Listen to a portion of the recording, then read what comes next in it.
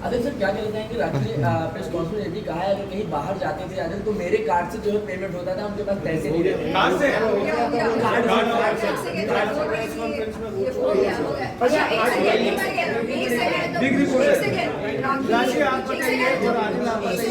मेरा एक सवाल है राशि से। हाल ही में राखी ने सिद्धार्थ के साथ एक इंटरव्यू किया। उस इंटरव्यू में ये कहा कि दोस्त ना रहा और कहा कि आपने उनका पति चुरा लिया और आप दोनों के बीच में कोई रिश्ता है। तो ये सुनकर मुझे बड़ा दुख हुआ और हंसी भी आई। ये मतलब हंसी इस बात के लिए आई कि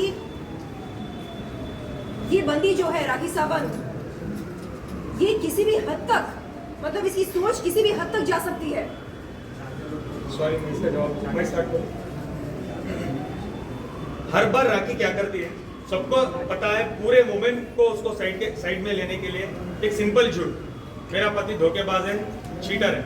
सबसे पहले स्टार्ट करते हैं रितेश से। रितेश ऑलरेडी शादीशुदा है, मुझे पता नहीं रितेश ने धोखा दिया। चले, मेरे पे तिल।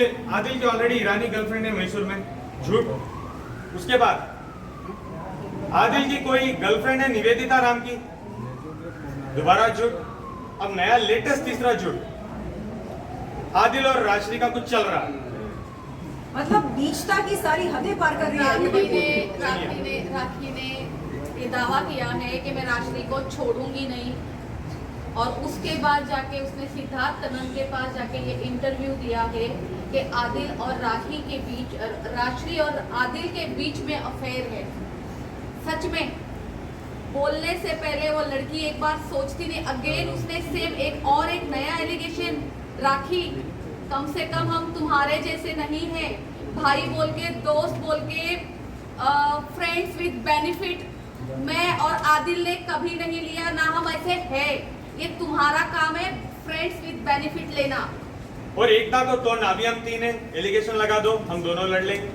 फिर एक एलिगेशन लगा लो, लड़ लेंगे। हम अभी नहीं टूटेंगे बिकॉज हम सबको पता चल गया कि तुम क्या हो। उसके रग रग से वाकिफ हो गए, दुनिया को पता चल गया राखी क्या है। कनन के जो इंटरव्यू पे आप क्या कुछ एक्शन लेने वाले हो? हमने ऑलरेडी आदिल की तरफ से कनन का जो इंटरव्यू हुआ है 2 दिन पहले, उस पर एक कंप्लेंट फाइल कर दिया है। ये देखिए कंप्लेंट, और हमने ओशिवरा पुलिस स्टेशन को भी मार्क कर दिया है कि इसमें काफ़ी सारे ऐसी चीज़ें हैं जो डिफेमेटरी है, जो उन्होंने इनके खिलाफ बोला है।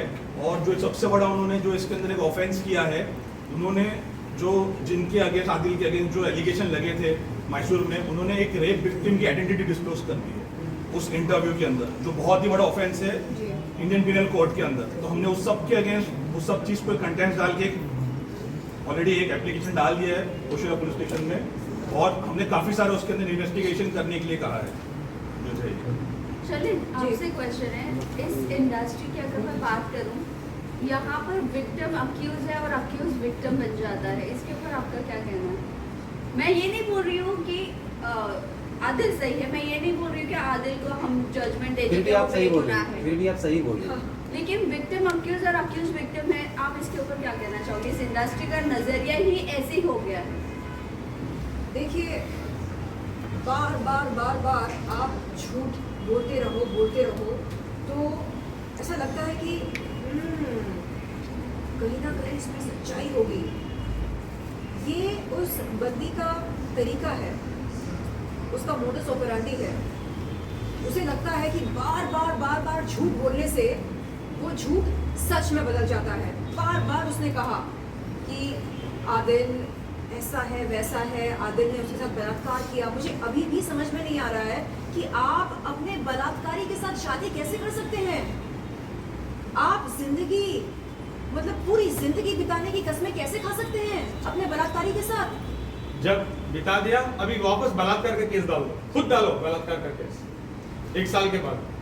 आदिल पर राखी ने कौन सी अदा आपको पसंद आई थी जिसके कारण आप उनके प्यार में पड़े? ये तो सवाल है, किताब राखी ये कह रही है जितने भी आप प्रेस कॉन्फ्रेंस ले रहे हो या मीडिया के आगे बोल रहे हो, सिर्फ फेम पाने के लिए बोल रहे हो उनके नाम से। और वो क्या करती है? वो जब आती है मीडिया के सामने, हाँ, बोलती है कि मेरी क्लोन वो तो दूसरों के मेट्रो में घुस के पब्लिसिटी लेती है। बाबा, मुझे एक बात बताओ, क्या कभी मेरी लड़ाई राखी से थी। हाँ, मैं विरोध कर रही थी उन लोगों का जिन्होंने मेरा यौन शोषण किया। उस लड़ाई में बीच में एंट्री मार के उड़ता हुआ तीर किसने लिया? राखी सावंत ने लिया। क्यों किया? पब्लिसिटी बटोरने के लिए। हाँ, तो ये सवाल आपको उनसे करना चाहिए। मिस राखी सावंत, आपको शर्लिन की लड़ाई में जबरन घुसने की जरूरत क्या थी? वो अपने अपने संवैधानिक हक के लिए लड़ रही थी।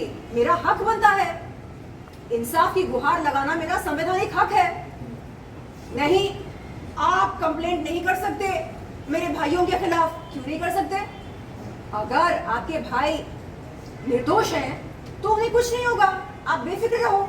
लेकिन नहीं, आप ऐसे नहीं कर सकते, आप वैसे नहीं कर सकते। लेकिन आप सबको ठग सकते हैं, आप अपने बलात्कारी के साथ शादी कर सकते हैं, आप अपनी सहेली को सौतन बना सकते हैं ये इल्जाम लगाकर कि तूने मेरा पति चुराया।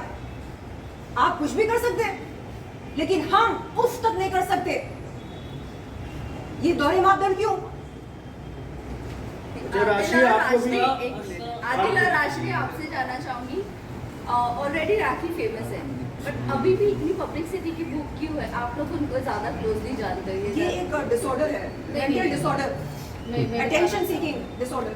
मैं इस बारे में बताना चाहूँगी। ये बात सच है, मैं उसके साथ इतने दिनों से रही हूँ। खैर, मुझसे ज़्यादा तो आदिल रहे हैं। वो प्लानिंग करती है एवरीडे। वो मेरे स्टूडियो में बैठ के भी प्लानिंग करती थी कि अभी मैं जिम में जाने वाली हूँ, जिम के नीचे जाके क्या बोलूँगी, और ये क्या वो कुछ लैंड क्रूजर, वो सब कुछ व्हाटएवर क्या क्या हो रहा था, ये सब कुछ मेरे स्टूडियो में बैठ के वो करती थी। एंड देन उसके बाद वो जो टमाटर के झाड़ वाड़ उगाने जाती थी, जैसे राखी सावंत कहती है कि रेस्पेक्ट मी, मैं राखी सावंत हूँ, मैं एक ब्रांड हूँ। आप केवल एक टमाटर का झाड़ ही उगा सकती हो, और उसके अलावा अगर आप कुछ कर सकती हो तो लोगों के ऊपर एलिगेशंस कर सकती हो। आप कोई ब्रांड नहीं हो। आप सिर्फ रात को बैठ के जैसे मेरे साथ बैठ के ये बोलती थी कि अभी मैं क्या करूं। बीच में आपको पता है उसने एक नाटक किया था, हेलो हेलो हेलो, वो आलिया भट्ट का फोन आ रहा है, आलिया भट्ट का फोन आ रहा है, आलिया भट्ट मुझे साड़ी भेज रही है। वो सारा ड्रामा मेरे सामने हुआ था, सब झूठ। उसके जब उसने आप लोगों को ये सब इंटरव्यू दिए, बाइट्स दिए, नाटक किया, ड्रामा किया, अब मुझे कहती है अब मैं क्या करूँ राश्री। नेक्स्ट डे उसकी दुबई की फ्लाइट थी। हम दोनों चार बंगला जाते हैं, वहाँ पे आप देखना, चार बंगला मच्छी मार्केट के बाजू में साड़ी की दुकान है। वहाँ जाते हैं, वहाँ साड़ियाँ खरीदती है वो 3 से 4 साड़ी, और उसमें से एक ब्लू या ग्रीन कलर की साड़ी वो पहन के नेक्स्ट डे एयरपोर्ट जाती है, और वो ये दिखाती है कि देखिए मुझे आलिया भट्ट ने साड़ी भेजी है। राखी सावंत का सिर्फ यही काम है, वो सब कुछ स्क्रिप्टेड करती है, बस दिखती नहीं है, पर उसके दिमाग में ये सारी चीजें होती है। वो एक नंबर की ड्रामेबाज, झूठी, लोगों को बदनाम करना, एलिगेशंस लगाना, दोस्ती के रिश्तों पे भी उंगली उठाना। छी राखी सावंत, क्या ही बोलूं मैं आपके लिए। आपका नाम राखी सावंत लेना भी आज के टाइम गंदा लगता है, आपको पुकारना भी बेकार लगता है कि आपका नाम भी कैसे ले। उनका ये भी कहना है आपका जो बिजनेस है नेल आर्ट, उसकी भी ब्रांडिंग आप राखी सावंत के नाम से ही कर रहे हो। जैसे अभी भी आप जो भी प्रेस कॉन्फ्रेंस या इंटरव्यू कर रहे हो, पीछे ब्रांडिंग लगा रहे हो नेल आर्ट की। देखिए, मैं आपको ये बात का जवाब देना चाहती हूँ। राखी सावंत का जो कहना है मुझे लेके कि मैं उसके नाम से पब्लिसिटी कर रही हूँ, ठीक है, और वो सवाल करती है मेरे ब्रांड पे, तो मैं आप सबको ये कहना चाहती हूँ, मेरे पास मेरे क्लाइंट बहुत बड़े बड़े सेलिब्रिटी हैं, मैं किसी का नाम नहीं लेना चाहती। आधी टीवी इंडस्ट्री मेरे पास आती है, आधा बॉलीवुड मेरे पास आता है, और उसके बाद ये म्यूजिक इंडस्ट्री है, और ये जो जितने बड़े बड़े हाई लेवल के सिंगर है, वो सब मेरे क्लाइंट्स है। अगर मुझे किसी के साथ जाके पब्लिसिटी लेनी है तो मैं राखी सावंत को क्यों चुनूंगी? मेरे पास जब इतने अच्छे ऑप्शंस है तो मैं किसी और को अपना दोस्त बनाऊंगी और उसके साथ जाके पब्लिसिटी लूंगी।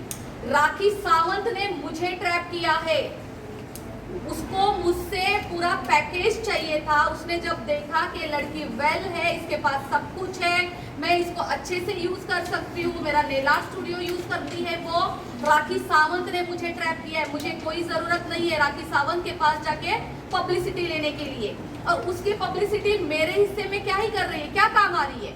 आज मेरा नेला स्टूडियो इतना ऊपर था, आज मैं नीचे आ चुकी हूँ, बदनाम हो रही हूँ, मुझ में इतने गंदे एलिगेशंस लग रहे हैं, मेरे बिजनेस पे असर हो रहा है। राखी सावंत ने बोला कि उसने मुझ पर 100 करोड़ का डिफेमेशन लगाया, मानहानि की है। राखी सावंत के ऊपर मैंने 200 करोड़ की है, क्योंकि मेरा बिजनेस, मेरी इज्जत राखी सावंत से ज्यादा है। मैं बिजनेस करती हूँ, राखी सावंत बिजनेस नहीं करती है। उसने मेरे बिजनेस पे उंगली उठाई है, मेरे पेट पे लात मारी है, आए दिन वो मुझ पर एलिगेशंस लगाती है। कल बोलती है कि हम दोनों दोस्तों के अंदर कुछ है। तो राखी सावंत, तुम्हारा डैमेज और हमारा डैमेज नहीं है। इस वजह से मैंने तुम पर अब 200 करोड़ का मानहानि दावा किया है।